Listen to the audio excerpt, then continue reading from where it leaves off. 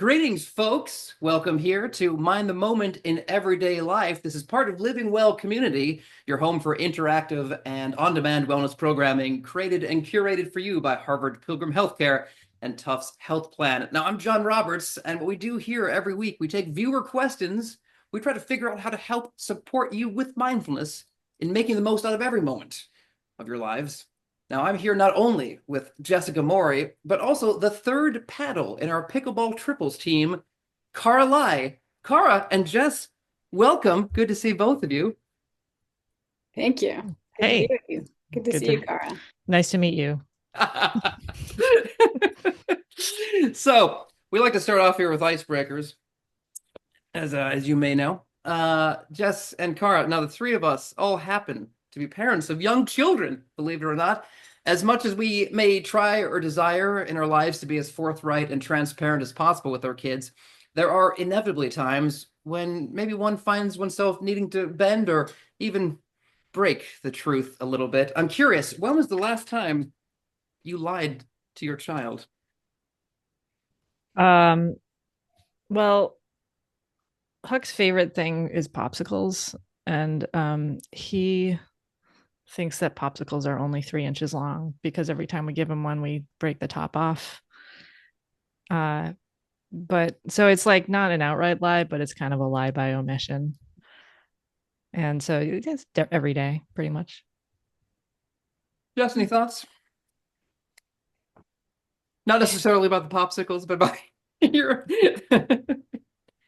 your Uh, own. I need to think on that a little bit longer. John, maybe you could share your Well, okay, so my son's about to turn 5 in a month, and yeah, it feels pretty old. But let's say he's a bit of a young soul, and we haven't fully disclosed to him all the truths of life, like the fact that human beings die. He understands that wasps that get in the house have died following my smashing them into wasp bits with my shoe, and he understands or believes that dinosaurs, dragons, and unicorns all lived a long time ago, but have now died. What he does not understand is that people will one day cease to persist, and we haven't sat him down to talk that through with him yet. The fact that his 99-year-old great grandmother, I should say, is still alive and in astonishingly good health, kind of is a bad counter argument to any argument we would make about humans eventually dying. So the other day, we're driving past a cemetery, and he asks me what it is, and I say, "That's a sculpture garden." Lies, lies. Oh my gosh, John. Uh, okay, well, what did just come to mind, a lie. I mean, but again, it's like we can all decide what the truth is here. Um, I try to get him the only way that I've gotten him to brush his teeth ever is that I tell him he has baby monsters in his teeth and that they're turning his teeth yellow and they're going to eat them. So if he doesn't brush his teeth, these baby monsters will eat his mouth. And then I brush his teeth and I'm like, oh God, I got them all. So that's, but it's like kind of true if a baby monster is a cavity. That's right. The baby monster Yeah. is the gum disease gingivitis. So it's a monster that's real. But for parents, I actually heard, like, I got inspired to do that from the book Hunt, Gather, Parent, Hmm. where they talk about like it's okay, like Eskimo families like scare their kids to get them to do things and tell them about monsters. So Do you it's think okay. that we don't scare our children enough? I try not to scare my child very much, John. Cara, thoughts? Should I be scaring my child more? I do the monster thing too, and James has really started to question the monster thing because it scares Huck. But at the same time, he regularly intentionally tries to intimidate and scare Huck if Huck is doing something he shouldn't be doing. Hmm. So, I mean, I think it depends on the severity of the situation. If your kid is going to do something dangerous that might hurt someone or themselves, I think it's probably worth a little scare just to prevent something worse from That's happening. true. That's a pro-social scaring. Mhm. Let's see, Ian. These fibs all sound like relatively harmless ways parents need to put a little humor into their own lives. I would agree with that. Speaking of which, folks, we would love to have you be a part of this conversation. Thank you, Ian. Do open up the chat. Let us know when was the last for the first time you lied to your children, and of course, any other questions or comments which might arise at any point during our program today. But we are here for a particular reason, which is to look at viewer questions. All right, here we go. Dear Jon and Jess and Cara, all the parents around me seem to be killing it as parents, but 99% of the time, I've got this nagging suspicion that I'm failing big time. Nobody has ever said that to me, so it could all be in my head, and my kid seems reasonably happy and healthy, but I just keep thinking, could he be happier? Could he be healthier? Are all the other parents' kids happier and healthier than mine? Can mindfulness help me get out of my own head on this one? And is it reasonable to want to be just good enough as a parent? Cara, we like to save the softball questions for you. Any thoughts? Jon, you did a really good job making that seem like you were reading that for the first time. I don't know what you're talking about, Cara. That's well, I haven't thought about this at all since I have not heard this question yet, but I do have some thoughts about it. So this question to me seems like it's about confidence, and two things actually. I think it's about confidence as a parent, and I also think it's about wanting to maybe have some kind of a definition of what it means to be killing it as a parent, or like what it means to be a good enough parent. And so just to start with the confidence piece, I think it's really common in our culture to feel insecure as a parent because a lot of different reasons. One, we may have had like a hard childhood and our hard experience with our own parents and don't want to repeat those mistakes. Another reason is because we live in a society that isolates parents, and so we don't have like a common cultural understanding of good parenting practices. And then the last one is there's just this thing that people do, which is to blame parents for everything that goes wrong with kids. So a lot of pressure gets put on parents to be perfect. And so we start from a place of insecurity and then we try to chase a sense of perfection. And when we go for improvement from a place of lack or inadequacy, we end up being really hypercritical of ourselves and blaming ourselves for every little thing that goes wrong with our kids. And that's not helpful. And it's not really a good way to improve ourselves. It's not an efficient or effective way to improve ourselves as parents. Not because, and it's actually, I think it's actually possible to improve as a parent and want to improve as a parent, not because we think we suck at it, but because we love our kids and we love ourselves and we want to like better ourselves and make a better life for ourselves and for our kids. And mindfulness really is about love, and parenting is about love too. So yes, mindfulness can definitely help with this. And maybe a way to approach the question of what is it to be a good enough parent is to ask, like, does your kid feel loved by you? And that could be enough. Or maybe the combination of love and like, do they also feel a sense of safety, which is a part of love? And that's also the practice of mindfulness, is we're infusing love and safety into the way that we approach the moment, or we're feeling for the love in the moment, and we're practicing how to open our hearts to whatever the moment is bringing. And so, yeah, I guess if you want to try, I mean, I do think that we need to be able to read up to define good enough parenting for ourselves, and everyone could probably have a definition that's different of that, but maybe a baseline could be, is there love? You know, do they feel loved? Do they feel safe? And we don't have to ever give up on becoming better. We can keep going forward and trying it, because there's always room for improvement. Except Jon, you're perfect. Except that tie. You can improve the tie. I don't know about the tie today. But we can improve from a place of love, not from a place of lack or inadequacy. So that's, yeah, those are my thoughts on that. I'm curious what Jess, you have to say. Yeah, thanks, Cara. That really resonates for me. And it feels like even for folks who are out there who are not parents, it's totally useful way of thinking about things beyond parenting. Anything that we want to do and grow, like a growth mindset, starts from my perspective, tons of compassion, acceptance, understanding, love.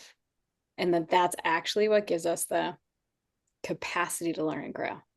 Even all the stuff they talk about with children, when the prefrontal cortex is when we're in fight or flight, like what happens, we start beating ourselves up. It's a kind of, can put ourselves in a kind of fight or flight. The prefrontal cortex is not on and we can't learn. So even in that kind of brain science way, love, acceptance is what allows us to even be in a state to be able to learn and grow and get better at being a parent. But also, to the listener, asking this question, you sound like you're a great parent. It sounds like definitely good enough. And the last piece I want to say about that, in terms of the research on healthy attachment, which is like basically what we're trying to do with our kids, to be good enough, you only need to be pretty good 30% of the time. That's a statistic that they did research on. So, and I've wondered whether that means 30% of the time of like when they're awake, or is that like of 24 hours in the day? And I'm going to go with 30% of the time that they're awake, which then is like what, 8 hour, well, anyway, it only comes down to like a couple hours a day where you have to be attuned and present and all that stuff. So go easy. They'll be fine. I like that you're looking at this from the data point of view. And okay, so what I'm really looking for here is an exact amount of time. Like 30 minutes, is that good? That's, but I mean, you say, and I'm done. If you get it done at the beginning, can I slack off for the rest of the day? This is something about it's something like 4.5 hours. If your kid sleeps 10 hours a day, the awake time. So there you go. And I think this idea of reframing the question as does the child feel love and feel safe, I think is a wonderful way to think about it, because I think you would probably agree that you can tell when your kid doesn't feel safe, right? I mean, it's not like you have to ask yourself, like, does he feel loved right now? I mean, I know there are times when I inadvertently make my son nervous. Like I'll just be calling him across the room, like like Jack, but I'll do it, I guess, using my lower voice, and I'll see him like looking like really like scared, like he had done something wrong. And I'm like, okay, I got to take it down a notch. But it is clear, I think, when your kid is not feeling safe for any reason. So I think we can, in the moment, be gauging, okay, how are we doing here? How are we doing? How's the interaction going? But yeah, and I'll just speak to something that JMO you said about the question. I mean, I do think you're right. Like if you're even asking this question, you're probably doing a good job. Like lots of parents don't even ask this question or don't have the capacity to even think about or assess the quality of their parenting because of like the state of overwhelm in their lives. So just the fact that you care enough to ask the question means that there's a lot of care and love there already. I wanted to read this comment from Carrie. So Carrie writes, as a former early education, special education professional, many parents are looking for support, encouragement, resources to help parent their children. It's difficult in this country where parenting styles are all over the place. And like Cara said, parents are often judged and made to feel bad for things that happen with their children. I always try to offer encouraging words when I see parents doing their best. Thank you for that, Carrie. Right. And I also see, Christina, your question about introducing meditation to younger kids under 10. Cara, do you have any ways that you've introduced meditation to Huck, or any ways that you think about that? He sees me meditating, and I feel like at that age, that's really all. He's 2.5. So, and that might be the case for a long time. It's just he sees me meditating, and we started to do a little ritual at meals where we have a moment of silence and then some expression of gratitude, and he loves it for some reason. So he's like, wait, we didn't do our moment of silence, and then he like holds our hands and takes a deep breath with us. So, and not that all kids should do that or will be on board with that, but I think a lot of it is just modeling. And if they see you doing something and being a little less dysregulated as a result, then they might start to put the pieces together that there's actually something valuable about practice of meditation. Do you think he loves the gratitude ritual because you've told him that if he doesn't do it, the mind monsters will come out? Yeah, yeah, it's because yeah, monsters will eat him if he's not grateful. Well, speaking of meditating, I think this might be a wonderful moment to do a little bit of that. Car, may I invite you to lead us? And Great. Yeah, sounds good. So we'll do about 10 minutes, right? Yeah, 10 minutes of meditation. And yeah, so you can just feel free to get comfortable, and there's no need to get into any special position, but let yourself start to notice what's happening right now and check out what's going on in your body, the posture you're in, feeling of your breath coming in and out.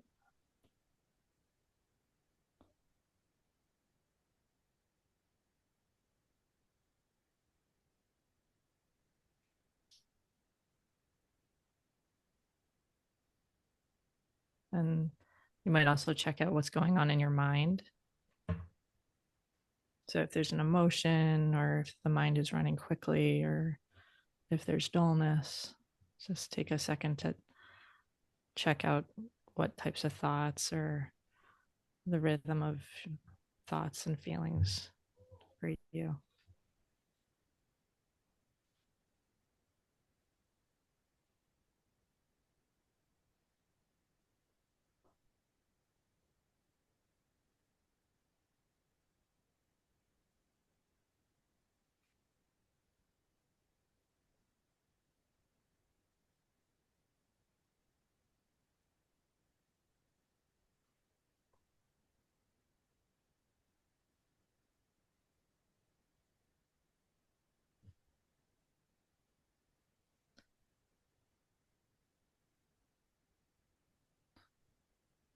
And the mind has a tendency to focus on problems, to focus on what's hard, what might be wrong. It's just a normal human mind thing, but we can actually change that habit and start to include more of what's happening. So, intentionally bringing in to focus the things that are good that are happening now. What's good that's happening right now? Places in the body that don't hurt.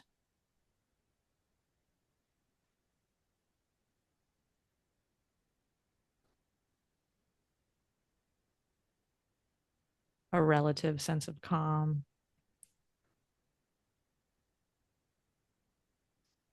Or maybe just the fact that you took the time today to come to this webinar and do this practice.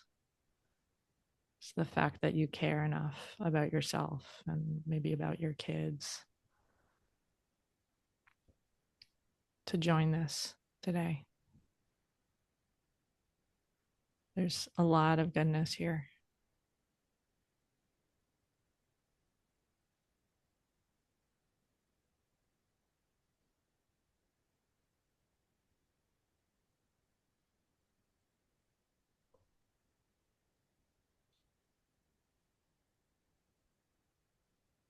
And there's no need to go hunting around or doing anything with whatever you find.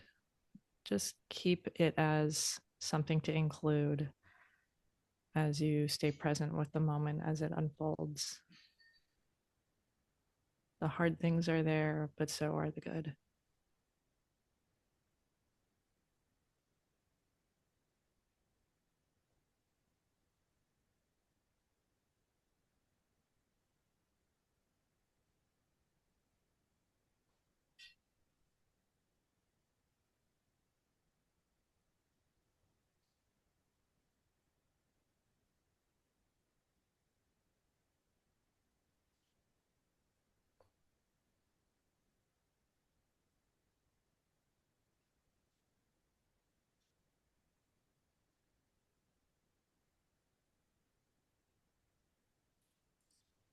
And you could even, as you stay connected to your body or your breath, bring to mind aspects of yourself or your life that are good, things that are going well, the things that are easy to love,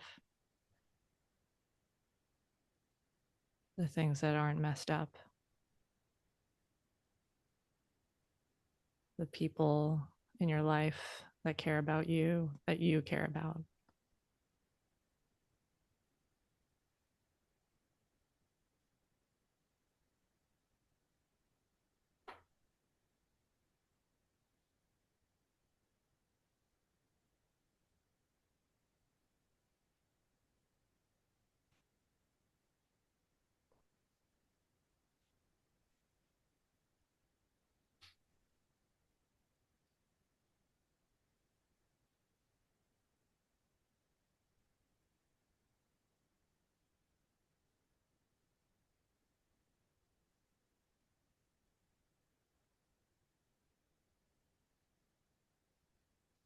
And just letting that goodness in.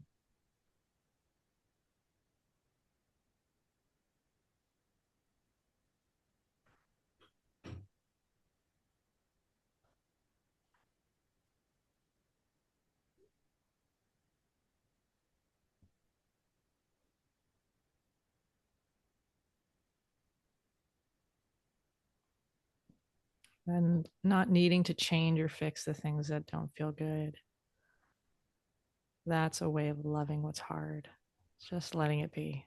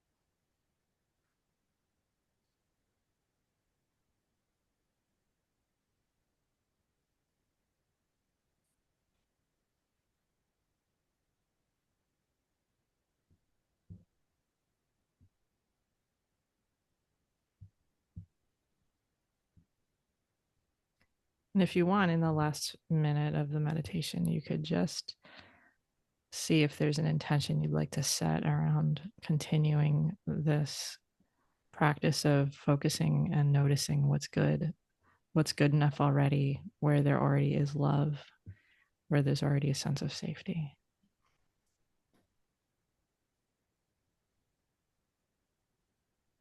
Just seeing if that's something that you'd like to do.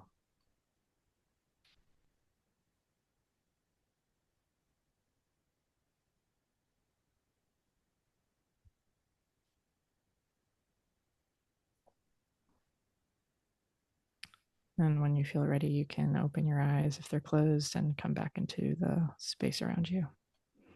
Cara, thank you for that. I kept thinking, I don't think I'm supposed to be doing that, but the thought kept coming to my mind how before I had a kid, I didn't have a kid until I was about 41. And up until that point, like my life was I think I was very much in like sort of a neutral. It's like everything was like just fine. Everything was fine. Like how's everything going? Everything's fine. And then I had my kid, and then suddenly I feel like the range of emotions just expanded. Where most of the time I was either miserable or just like almost like ecstatic, right? And I I appreciate you focusing on trying to sort of find these feelings sort of cheek to jowl. That there's always some good, there's always some bad happening in any moment, and that we can explore that, and maybe it doesn't have to be bouncing back and forth as pendulously as I sometimes feel like I am. But Yeah, and I think that's why it's such an awesome addition to a mindfulness practice to become a parent, because it makes you stretch, makes you flexible, makes you see you have capacity for more. And yeah, it would have been interesting to meet you, Jon, before you had a kid. Were you less manic then? No. Oh, thanks. Yeah, you knew him then. Alexis had asked a really great question earlier, and I didn't bring it up until now because I think I want to take this up in a future episode. Alexis was asking about essentially using mindfulness or meditation with teenagers. I feel that might be just deserve its own episode. So, Jess, let's take that up at a different time. Yeah. Alexis, you're asking the right people too. So we'll bring that up next time, or not next time, at some point. Yeah. I do have a follow-up question for you guys related to this, if you don't mind. So sometimes, for me, I feel like sometimes I caught between two sort of poles of feeling like I'm killing it as a parent from my son's point of view, but feeling like I might be failing as a parent from the point of view of the people around us. Okay, now I'll give you an example here. Like the other day, we're getting him, Jack, ready to go to summer camp, right? And he decides at that moment he's going to insist on wearing 2 socks on one foot and no socks on the other foot. And my first reaction to this is, that's ridiculous. You have to wear 1 sock in each foot or no socks on either foot. But then my second reaction is, no, I want him to feel like he can express himself and that I'm supporting him in his expression of himself. And if he suffers any sort of like discomfort, then, that'd be a good way for him to learn how to, face his own problems. And then my third thought is, wait, am I opting out of having to deal with this? But then like essentially making it so that some other adults at his school are going to have to deal with it. Like if he trips over a rock because one of his feet is twice as big as the other, somebody else is going to have to deal with that, not me, right? And so I'm trying to just like balance this. It's like not exactly that I'm afraid that the teachers are going to think I'm a crazy person for letting him go to school with 2 socks and 1 foot, but more like, should I be looking out for the whole community? Like not just him and his expression of himself, but also like the people around him and how it might affect them. I don't know if you guys have any thoughts on that. It's something I was kind of struggling with. I have some immediate thoughts. One is that I think you might be thinking about this a little too hard. And it does sound really, really in line with the question that got posed. Is just like another way that insecurity as a parent arises is like, well, should I do it this way? Should I do it that way? Should I do it? What's the perfect, as if there's a perfect answer. And probably it would have been fine either way if you put the sock on the other foot or you left it. But what was going on for you is a more interesting question to me. Like, were you feeling insecure? And how can you make that more important than what you decide to do? Taking care of yourself as an inclusion of taking care of your son. Because, yeah, I mean, sounds like you were kind of like, I don't know if maybe that's just your mind just thinks a lot about everything, but you're pointing something out, Cara, which is maybe really for parents, it's often less about the kid and more less about the kid's needs and more about the parents' needs. Maybe asking like, "Whoa, what do I need in this moment?" Right. Or what's going on with me, not him. Right. Or maybe what's the underlying emotional tone of what's happening in my mind, and does that need to be soothed, loved, cared for? Yeah, I really appreciate that, Cara. It's a good approach. Mm-hmm. And finally, Cara and Jess, what is the theme song for your mindfulness practice this week? In the Aeroplane Over the Sea by Neutral Milk Hotel. It's the best song. Very good. Jess? Night Swimming by REM. Oh, very good. Mm-hmm. And on behalf of my co-hosts and some of my favorite mothers on the planet, Cara Lai and Jessica Morey, I want to submit Came Out of a Lady by Rubble Bucket. So remember to check out our ever-growing Mind the Moment in Everyday Life dance party playlist on Spotify. The link is in the chat or below. And meanwhile, we will be back next week and every Tuesday to explore more ways that you can bring mindfulness into your everyday life. Now, keep in mind that all of our Living Well community sessions are open to everyone and always free, so you can bring your community while you build your community. Thank you again, Cara and Jess, for your time today, and everyone for attending. Thank you, Cara. Great to see you.